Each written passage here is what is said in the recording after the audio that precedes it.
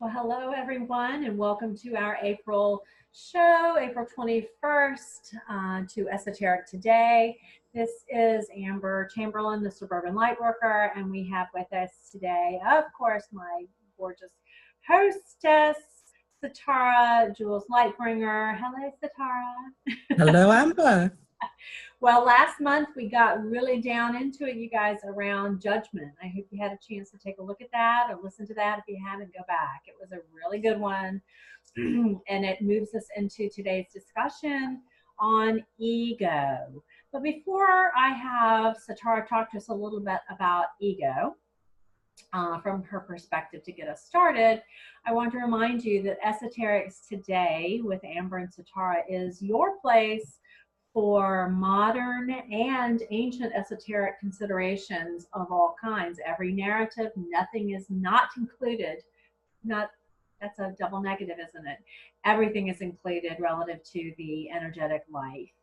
And Satara and I make it a point to give practical examples of our lives and the lives of others and experiences we've had to make the information really something that you can use in your daily life.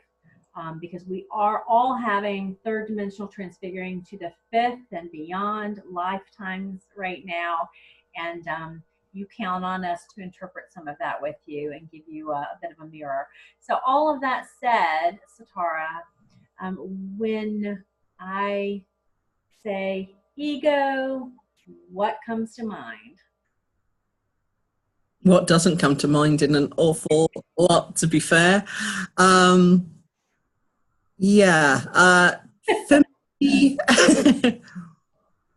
a little bit of my bugbear with the whole ego kind of conversations that go on is the fact that people seem to believe that a human doesn't need any form of ego to exist, when actually we wouldn't ever wash, dress, do anything without a modicum of ego, because that is what is also known as drive.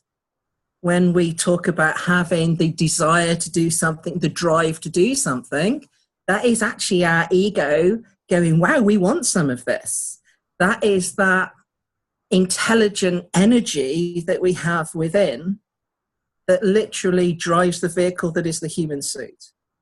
So I can see the ego, as I kind of see a lot of things, is very multi-layered, because we need a certain level of this to operate and operate well here. At a certain point, we can get to the level of perhaps having a little bit too much when we start to expect everything to revolve around us and our wants and needs and desires, to the exclusion of other people's wants and needs and desires. So it's very, very much for me about a balancing act within it rather than eradication of it. Satara, with all of that said, because what I'm hearing you say is that ego is a humanistic structure that is a part of our psychological framework in the human being realm, human kingdom. Yes. That is a necessary attribute. That is the center sort of our human motivations and actions, and as the French say, raison d'être. It gives us a sense of meaning and purpose. We sort of use a self-reference, which is ego state, to then conduct our lives. Yeah. And then what you're also saying, I think, is that yes, there can be what I call narcissistic wounding, which is very predominant on this planet, that will skew our ego expression. In other words, we can become very selfish, self-referential to the exclusion of other. Yes. Or we can become self-aggrandizing to the exclusion of other. Or I think even the ego can work in the way of, we can be very self-deprecating, self-annihilating. Yeah. Um, Yeah, very much. So if you look at the way that all of the vibrationary levels and dimensions work here, we go from the very lowest vibration up to the highest. So we literally, that fits in every single quadrant within that. There will be some modicum of our ego structure working for and against us to a certain degree.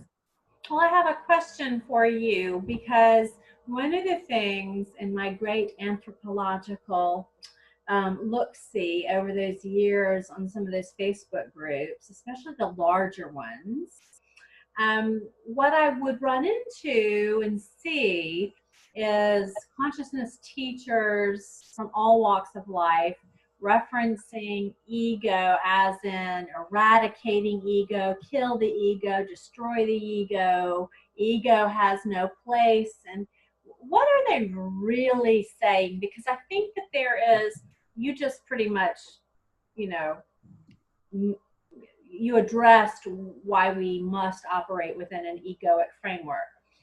What is it that you think is really being conveyed, not particularly artfully?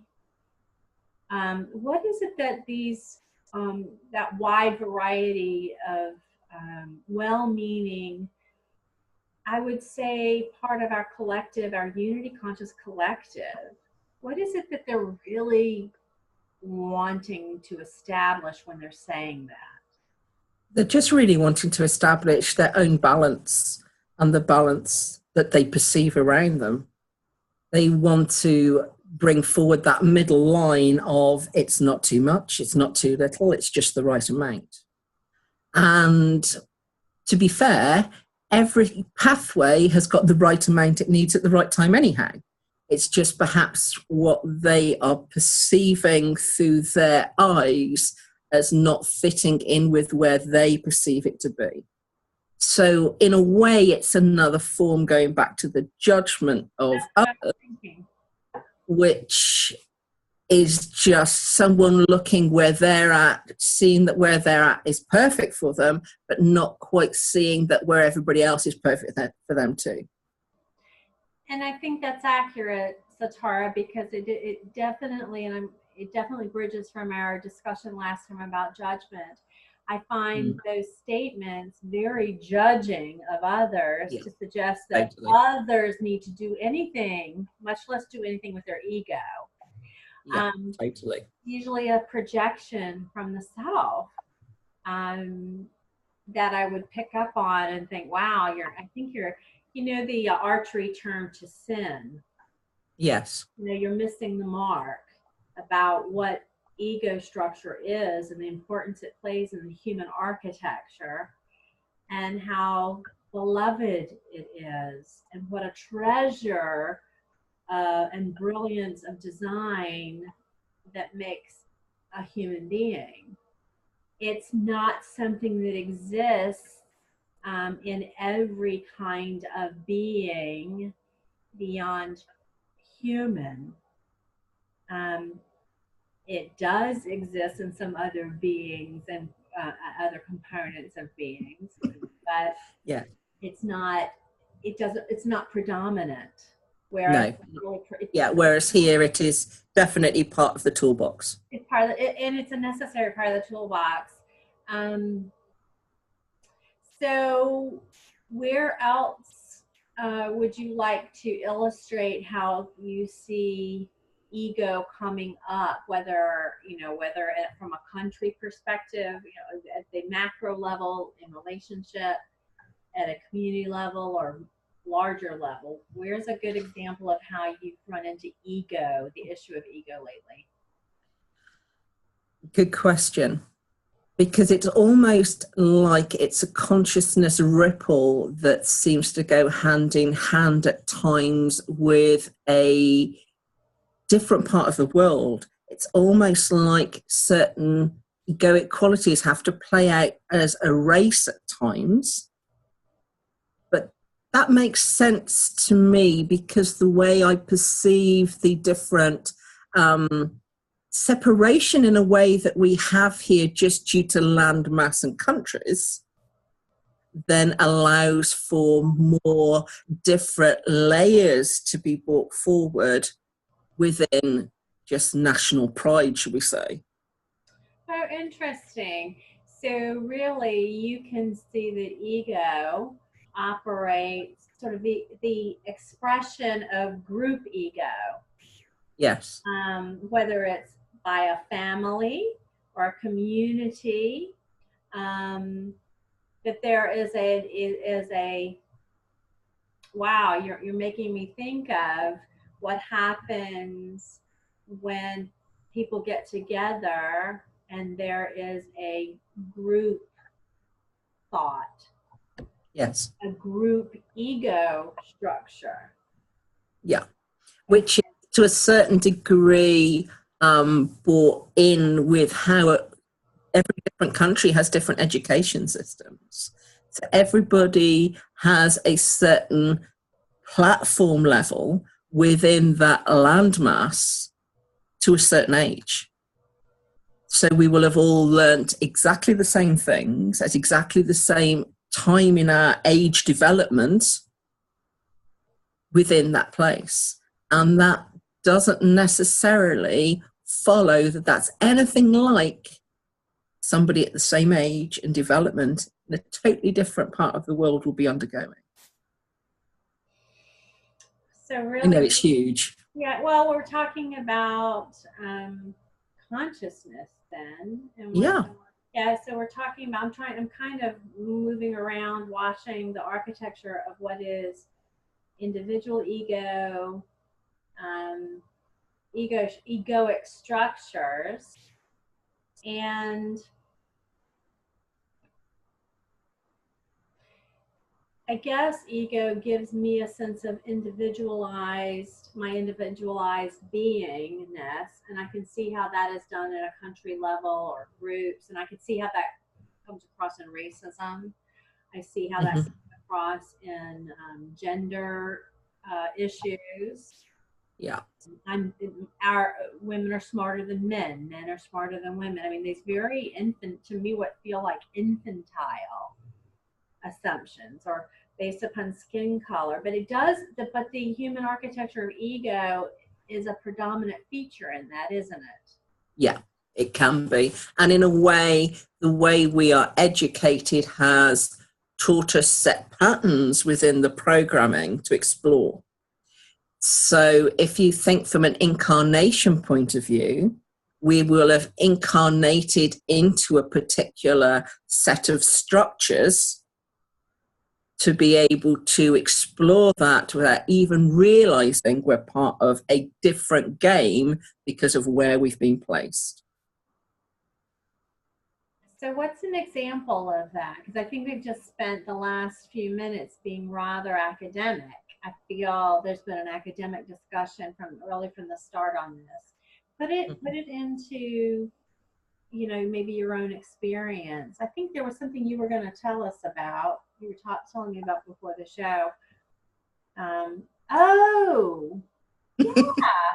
Yeah, talking about people's people. People's people. Yeah, totally. People's people. We were dying laughing, and you guys are. Oh, yeah. Which is why we had to bring it up before the show, because otherwise you'd have got no sense out of me whatsoever. Oh my God! But go ahead, give us an example, because I thought it was good. Okay. Because but let me set you up. Let me set it up. So what Sarah is going to tell us about is relevant to our collective. It's relevant to our community of viewers and listeners. Because Satara, what we know here is we have a lot of teachers here. We have people who are Reiki providers, healing artists of all kinds, healing touch, healing art, just healing artists from every stripe, intuitive, psychic, everything.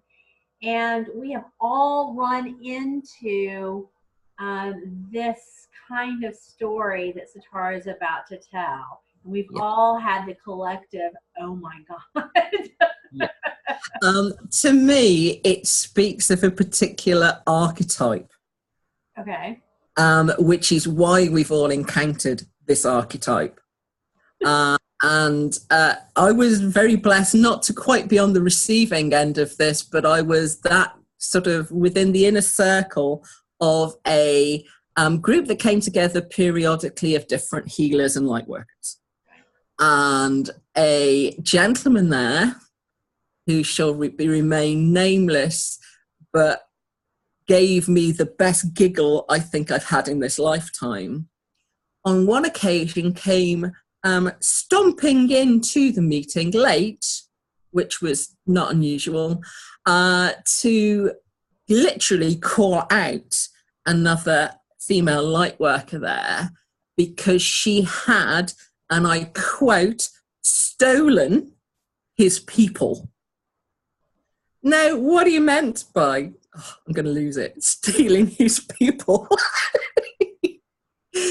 was that there were certain groups he held with a little, like, circle groups was one of the things that he particularly did to bring teaching through in various ways to people, different meditation techniques, different psychic techniques. He also worked as like a reader and a healer. But somebody had 3 of his people decide that they wanted to see what she could do too, and they'd gone to her instead of him. And as such, he was like an angry wasp until he calmed down, because he had stolen her people. He clearly didn't realize that his people had something that we like to term free will and choice and discernment of what they wanted to do and where they wanted to do it. Okay. It's hilarious. It is nuts, but it's common. It's common human error, and it's common human ego error. Yeah, it kills me. It absolutely but kills it's common. me. And I think that's, and you all listening and watching this conversation will identify with this. How many times have you wondered, oh, if I tell her about it, will she take my work? If I show it to her, will she steal it? As a matter of fact, I ran into that. Oh my God. Now, this was a place that I think was a wounded ego situation, a wounded, I call it wounded narcissism, because, and I want everybody to be okay with the word narcissistic. Remember, it's Narcissa, who was the Greek, was it Greek? Yes. Greek. Greek, I know Narcissa as, but. Was this the god, and who looked at that stared at his reflection? And the flower Narcissus. Okay, so remember, it's the concept that you can get so hung up. We see it in selfies. We see it in the world of plastic surgery. You know, we get so narcissistically hung up on some aspect of self, we can't see anything else, and we get very distorted. And this is an energetic distortion we're describing, where ego is concerned, right? That what Satara described is someone who had become egocentrically distorted, thinking that, and it's almost about 2 years old in the human psyche. It's like being the 2-year-old, mine. Yeah. They are mine. That's mine. Give me mine. Give it back. You can't have it. Don't take it. Okay. That's really the energetic, the harmonic part of the frequency that this gentleman she's talking about. But for me, I ran into a narcissistic wounding in another beautiful light worker. And at first I took it personally, Satara. I thought, oh, she's afraid I'll take it. Ah, right, yeah. She talked about something when I suggested, hey, let's collaborate. You know, I really like you. Let's collaborate. She immediately went into pain and went into a pain condition in her human walk and then told me beautifully, said, hey, I've had some things stolen. And when I heard that, I felt, as an empath, right? I felt her pain, and then I felt shame as if I had stolen it. I didn't even, in other words, this is what happens to us when we're highly sensitive people. We'll go through all kinds of our own architecture. Yeah, exactly. Because of course we're here predominantly designed in the different suits to trigger each other to greater learning and understanding. So therefore, things can trigger us that don't actually necessarily bear resemblance to what someone else is going through, but the energy of what somebody else is going through is what triggers us because it matches or is similar to a frequency we're still working on or to work on. Well, and that's right, because what I was aware of in that moment is that I was exploring the pain for myself as she was talking. I was feeling shame as if she thought I would do that somehow, that I could do that there was something she had that I would want. All of a sudden I went through this entire shadow of holy shit. And what I ended up with was also feeling really sad. It was an ego wounding of the individual in front of me. And what do I always say in these moments? You are me. Yeah. She was showing me an aspect of myself, of my pain at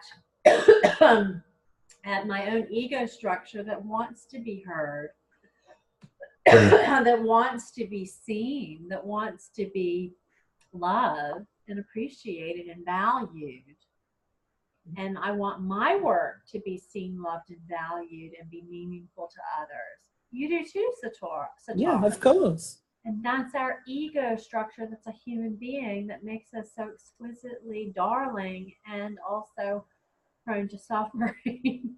And I think people who are going to listen to this are going to resonate with that. I can't tell you how many people I run into. I have another friend who said, listen to the ego structure in this. She said, oh, everybody's doing it. The market, because you know, I'm a business person as you are, and we're in the business of conscious business service providing. Oh, I feel like the market's getting really flooded. Now this is from a priestess. My point is, I don't exactly think that the market is flooded with priestesses. No. Unless we are all goddesses and gods now. Yeah. Yes. Market's flooded with them. Yeah. Wait a minute. But the point is, I'm not picking on my sister, you know? No. Oh, no. What I'm bringing out is, I understood her pain. It's an ego wounding that says, I am this individualized fractal consciousness of source, and I have a mission and a job to do, but I'm afraid my ego is feeling threatened. This natural human psychological construct that's so important is feeling nervous that I won't be able to serve, because we're a service to other souls who come to this conversation and do this work as light workers and grid workers and all the other artists who are. And we can get really triggered there. Yeah. So I don't know, can you think of other examples where you've seen that kind of fear of limitation? I think that is quite a dominant ripple that kind of goes out, this whole feeling and programming box that we can find ourselves in that simply has a heading that says not enough. Education system across the planet to a certain degree gives us the structure that we need to push ahead, that we need to be more than, and we always need to be more than, and that more than is for anything. It has no boundaries of what you're supposed to be doing to be able to be deemed to be successful in the 3D world. And I think that thread runs throughout everywhere pretty much. And we can all have our moments when we step back into that program almost and going, did I do enough? And that is coming from some sort of lack of consciousness. And we are on whole, if we are embodied, which we're having a conversation in 3D, so we're embodied, we are all exploring the programming of lack and not enough. And then the call to separate from one another. Yeah. In order to hunker down over our rubies, be they methodologies, healing methodologies, be they, there's only but so many pairs of sneakers to go around. There really is we explore lack, we explore, and I agree with you about how it's never good enough is an injured ego structure. So, yeah, very much so. Yeah, I'm not doing. And it's one that's fed, shall we say, so that we all have had an experience of this to be able to move through it and understand it at a different level. Well, I think beautiful, really. Yeah. But testing while we're kind of in it. While we're in it. And I think we, particularly our kind, service to other souls, arrive to the planet as such, and we very early on feel the tension between the fact that we're not service to self souls, and the messages of service to self souls is more, bigger, better, faster, more money. Which is the perfect business model for most companies across the world. Well, it is, and I was just listening to a piece the other day on our on the what's the nature of society based upon money? It is what is that called? See, service to other souls can't even think of things fast like this. No, my little brain's going, okay, yeah, I get it. So understand the concept. Word means nothing. It is capitalist. Yeah. And capitalistic. And absolutely now, for quite some time, modern human times, capitalistic societies thrive. And those that do not have a capitalistic society do not thrive. They fail more quickly. Because there's been the service to self modality, which is a service to self, is also very dependent on ego structure. It goes beyond your average human being's nature and requires that you build a life as a service to self soul, power over others motif. Structure is incredibly important. Yeah, totally. I call it the them and us syndrome. Yeah, the gulf between you and me and mine, my rubies, my people, and don't take my people, because when you go to take my people, I'm going to do something about that, and it's usually harmful. You can just almost hear it on the music sheet if we're talking about harmonics. Okay, you can see the colors of that if you're a color person. Okay, what Sitar and I do in this show is bring, for you all watching and listening, various narratives and motifs, so you can find the way that it reaches you the best. But let's talk about the ego structure and service to self or power over other souls.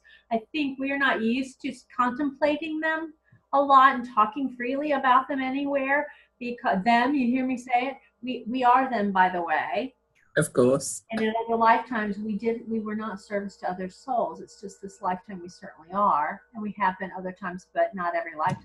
So we can talk, we're really talking about us. We don't need to feel bad about ourselves. So Tara, what is it what is it that you really like our listeners and viewers to understand about who the drives, the motivations, and the importance of service to self and power over others motif here on the planet today? I find it very interesting how it works, and I have watched it at play greatly, not only by reviewing some of my past lives, shall we say, to use a 3D term, and to just really get to understand where that's kind of coming from. And most people that need to have a control over others do so usually for two main reasons. One is they haven't done the inner work in that suit to feel that they are enough. So therefore, they're coming from such a level of lack that the only way they can put the Band-Aid over the lack is to go into knee-jerk reaction and start to be some sort of control freak in whatever form they've decided that's going to be. The other aspect that I see within that is that there's been no sort of self-love has been put there. So therefore, they can't appreciate that the others that they perceive they control, own, etc., are anything but the loving beings that they should be. They're unable to see the bigger picture. It is all about them, and they have to have ABC possessions, whether that's the house, the car, the island. You know what I mean? They've got to actually overcompensate to be able to stop or certainly deflect the pain that they have. So therefore, they use other people to deflect it, whether that is belittling somebody, whether that is just being violent towards somebody, or whether that is to try to cripple someone on a mental level to just be able to look like you know better. And it plays out in all sorts of ways. Well, really, I think the architecture of the planet has thrived on that. Thriving being a, not the exact word I'd like to use, it has been the predominant energetic framework on our sweet Mother Earth for a millennia. Before. And of course, what we know about her, or our planetary body, is she's done exploring that motif, shaking us off like fleas with that. You know, it's like a dog has fleas. It's like, you know, and I was taught, one of my very first energetic teachers in my life in my 20s taught me that the earth, that she explored these themes of lack herself. She explored these themes of suffering herself. Yes. You know, that she too, remember everybody, and this will be a new concept to some of you, but planetary bodies and stars, they have the very same geometric forms that our selves, our individualized, fractal individualized selves have too. We're all made of the same stuff. And totally. We're all and, you know, we will have all had perceived past lives as a planet. We will have through that architecture. I love that. I love imagining that myself as a planetary body. When you do that, when you let your imagination take you to that, but she taught me, Isabel taught me that story about our planetary body, and that the humans on her body are traveling the same, because this is our home planet as a human species and in the human kingdom. And so goes the planet, so goes us. So goes our water, so goes our trees, so goes us. We're all going through the same evolution and change and exploration of what we are using the words to describe ego. Um, she taught me about the fact that the earth was exploring abuse as a motif, self-rejection, lack of self-love, lack of sovereignty, lack of, lack that we're discussing here. And we just have human psychological terms with which to discuss them, and we have the word ego as a great reference point. I don't know, what would be another good example of,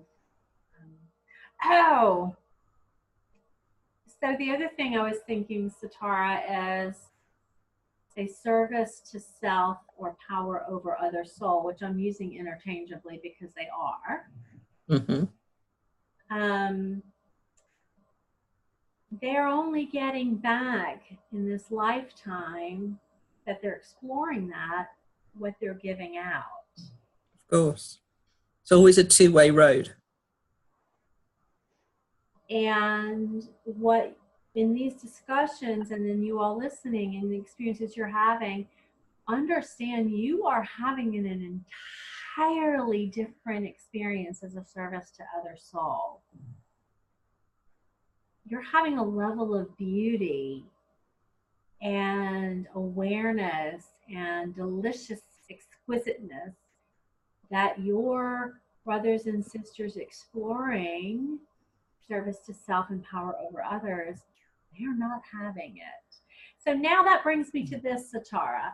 So what about this planetary business that we read and hear about in our collective? Explain, if you will, then, what happens with, you'll hear that, okay, there's this earth, and then there's a parallel earth, and then there's another parallel. Can you talk a little bit about the earth's expressions as it bifurcates or trilocates and beyond? Can you give a little sensibility around that while we're here?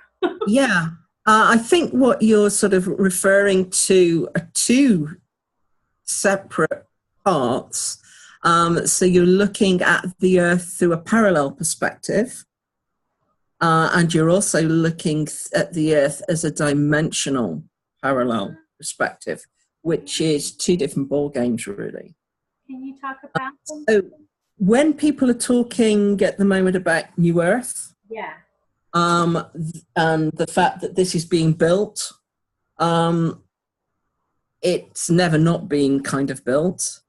It existed as part of the initial programming before life even sparked here at the very beginning, as part of the infinite architecture to be able to explore and experience through the different aspects of Earth. Now, Gaia can have many different aspects as you go through the parallel viewpoint. So we'll see what she looks like now. We think, okay, we know what she looks like now. Then we'll kind of go, oh, look, the countries are all different shapes and all over the place. Oh, that's interesting, and so on and so forth. It literally ripples out with the different changes that are needed for the different environments that we have asked to go through as the training program. Within that, so at the moment, they're all at a certain level. They're all the same. So we'll say they're all 3D, different changes, different landscape, different beings, different animals, different trees. Everything's different. But it's a gradual difference. So it goes from where we are now to something that's unrecognizable, but it's been steps within the parallel. So we're able to experience things slightly differently because there's going to be a slightly different twist put on things. So if we kind of move further towards what many would refer to as the New Earth and this whole utopia that they're kind of looking at compared to here, just don't look anything like each other. Totally different biosphere is going on there. You don't have the need to eat, drink, You exist of pure light because you are pure light. And everybody there is pure light because that's where we've evolved to. I have a question. Uh-huh. Have you bumped into, on that very thing about not having to eat or drink pure light, have you bumped into that construct about breatharians? Yes. I actually know a couple of breatharians here in the UK. Okay. Now, relate that specific trait. And I know you guys, we were talking about ego structures, but this is a further out extrapolation about human psychological framework and what happens when you achieve a certain vibratory resonance that affects that ego structure and all psychological structures like drives, like eating and drinking and so forth, because those are needs to consume. So bringing it to you, talk to us about that. What's going on with that based on what we were just discussing? Well, I think it might be worthwhile just briefly covering breatharians so that people really realize what a breatharian is for that name. So it's exactly what I've just said. They do not need to eat. They do not need drink. They literally just exist off the energy around them. That is all they need. It's usually a journey for people.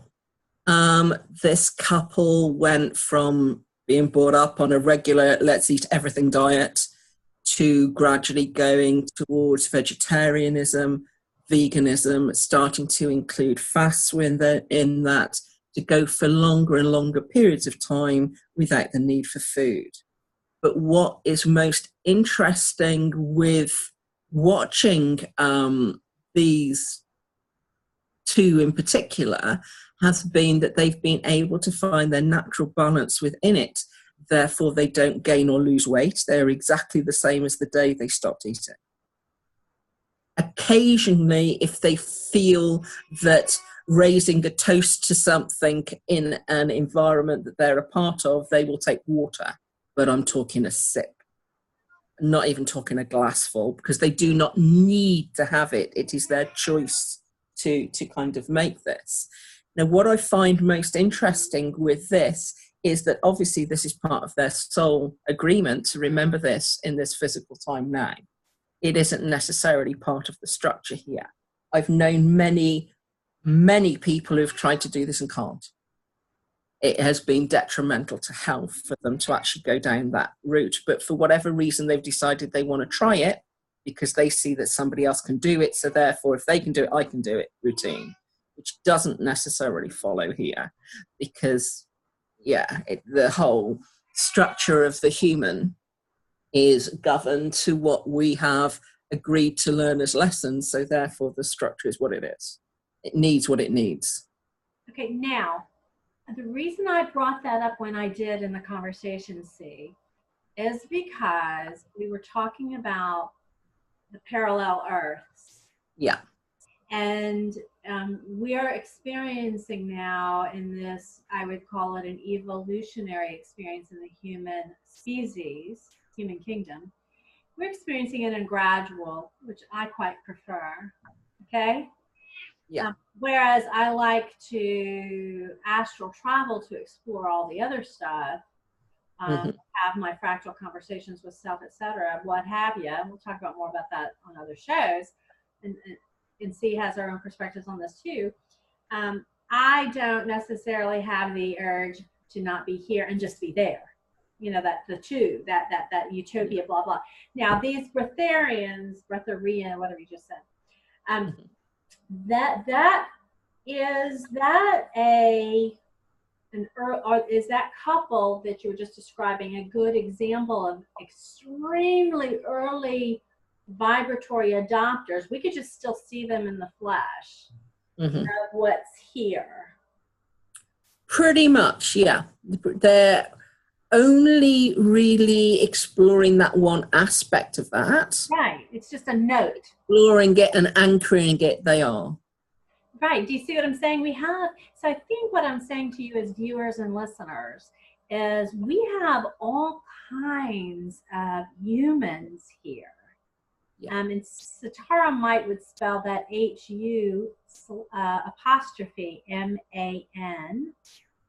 And could you say to our viewers and listeners why you demarcate human that way? I think that the initial genome was called human. Our initial what? Genome. So when the initial 12 strands and 12 races donated their strands of DNA to put together to create the hybridization that we know as the human, the strain of what they were creating they called a hue, and then the race that evolved from this strain became a man. Therefore it's human rather than human. I bet most of you listening to this, although we have a lot of our 12D friends who listen, but the other people coming to listen to this and watch the show, you didn't know it, did you? But you learned it right here from Satara. If you think we left some really pertinent things on the planet to remember this, the Sphinx at Giza, the name of the Sphinx is actually Hu. And if you look at the Sphinx, it's got the face of a man and the body of a lion. Mm-hmm. So that is, in a way, pertaining to the face of humans, but the other strains are within the human. In that particular instance, you've got the lion's body, so you're looking at the feline, so the feline races. The Pashets, the Sasquatch, the Leonines, because all of those are very closely related. Although we think of like Sasquatch, Yeti, etc., they are very close relatives to the felines. Oh, you guys, now we're really getting going, aren't we? Talking about, look at where we started this discussion, human psychological framework of ego, right? We sounded like psychotherapists here, because that's our background. But counseling backgrounds. You know, as I say, that's a really good example, and it's like there's loads of those. We go into like ancient Sumeria and we look at the Lamassu. The Lamassu has got the face of the human, male face, beard even on the Lamassu, but the body is a bull. Dudes, this is going deep. I love that. You know, and they're here. We've left the clues throughout the timelines to just kind of go, that looks weird. I wonder why it looks weird. It's just it triggers a little bit of a story. It triggers. Yeah, and that's not saying that the people necessarily look that way that we're trying to talk about, but it was such a simple way of doing architecture to go, look what's within your coding. The hidden in plain sight. Yeah, okay. Totally. Listen, we're talking about ego, and I have one more that I am dying to ask you about and to talk about. Oh, yes, I'm dying to do it. Oh, okay. You're going to be like, girl, she did not go here. I'm going here. The 144,000 light warriors of light. The 144. Let's get this. Can we please get this off our chest? Can we get it? We can indeed.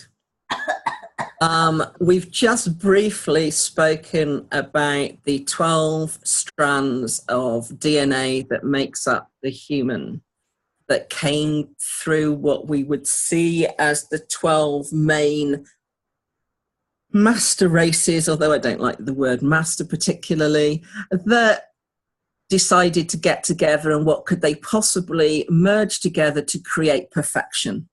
And each one of them believed that a strand of their particular species had perfected something. So therefore, whether that was speech, whether that was healing, whether that was brain function, whatever, it was all spliced together basically and put together, created, and the human species was created. But when we look at what we know here now about DNA, we see that actually our DNA is formed in strands that number 12, which basically still echoes back to the original 12 donors, shall we say? Although that's kind of not working quite that way at the moment because of the way the breeding program has gone on across time. It has amplified some of the traits and negated some of the others. So it's a little bit out of whack, shall we say. This is why we can look at each other at times and we can see what their dominant trait is or dominant DNA is, because we can see how that person is perhaps operating, whether that is just how they walk, whether that is just how they speak, how they do their maths, whatever. We will see what the dominant trait can be. So that is still rippling through within this programming. What the 144 refers to are the advances in DNA that are possible. DNA strands here work in blocks of 12.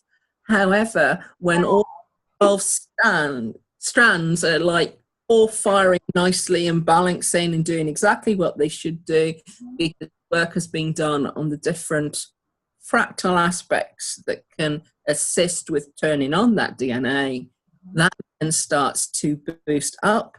And as soon as the 12 come online, boom, we move to 24. And so on and so forth until we get to 144. And the 144 magical number refers to the embodiment of all of the DNA in perfect balance.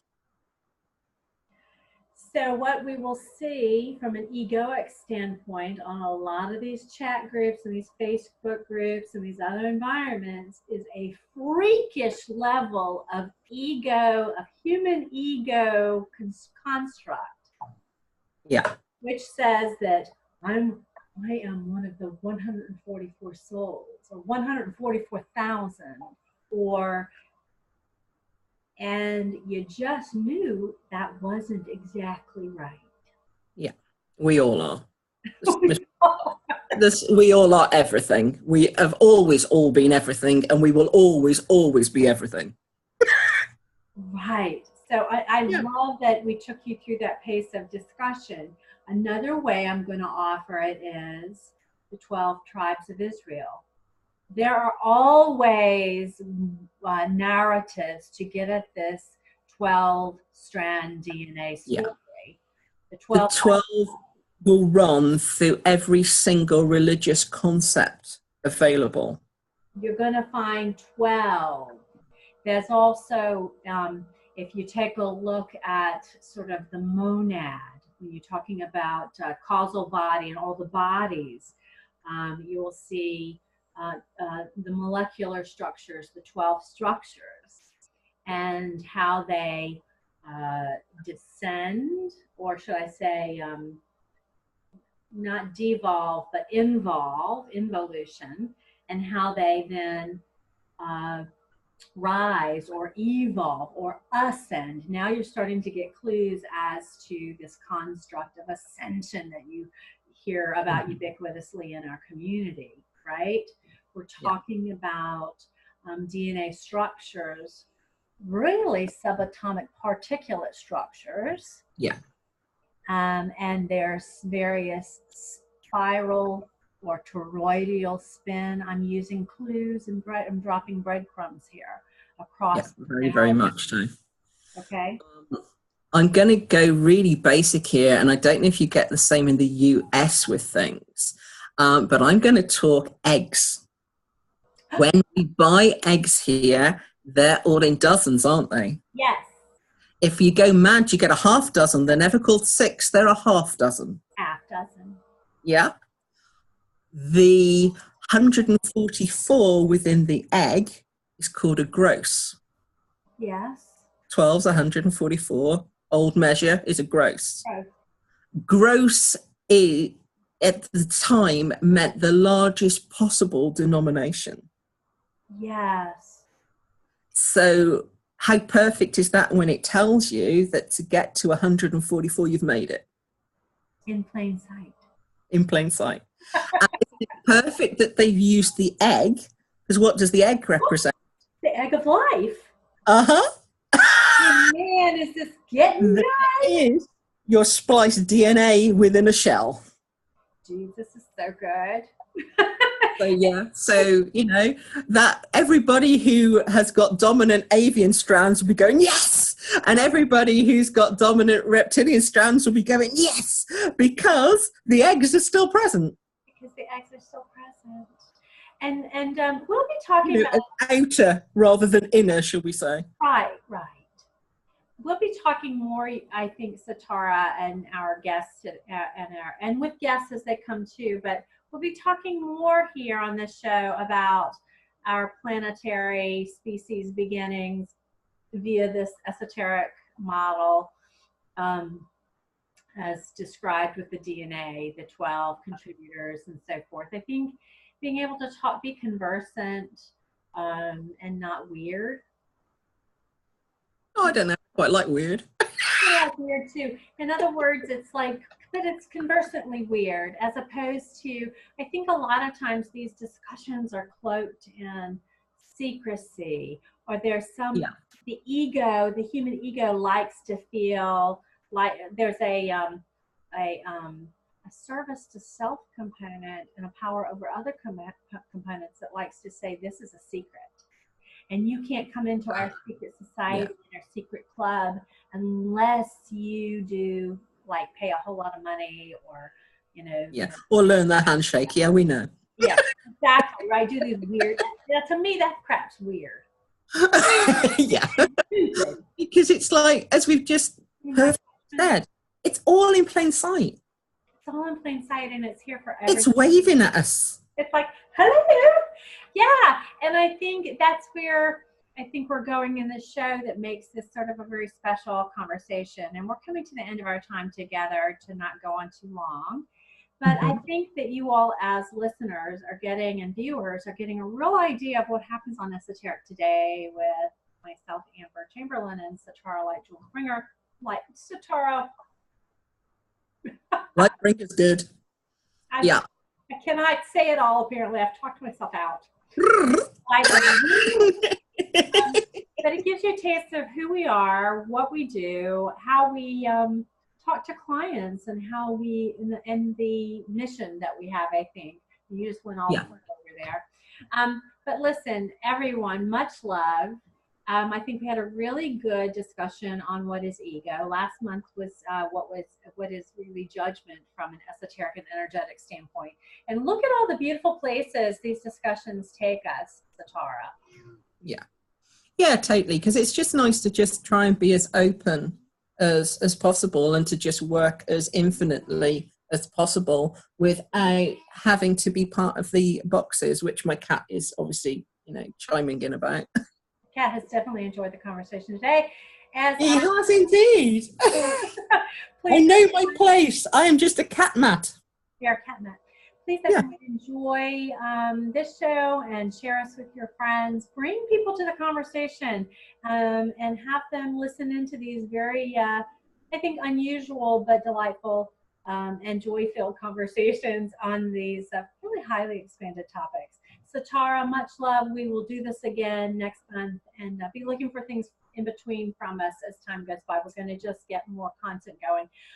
So you're finding us on YouTube, and you're finding us on SoundCloud, and we're grateful to have you with us. Much love, everyone. Thank you. Very much so. Thank you very much for joining us. See you next month. Bye. Bye.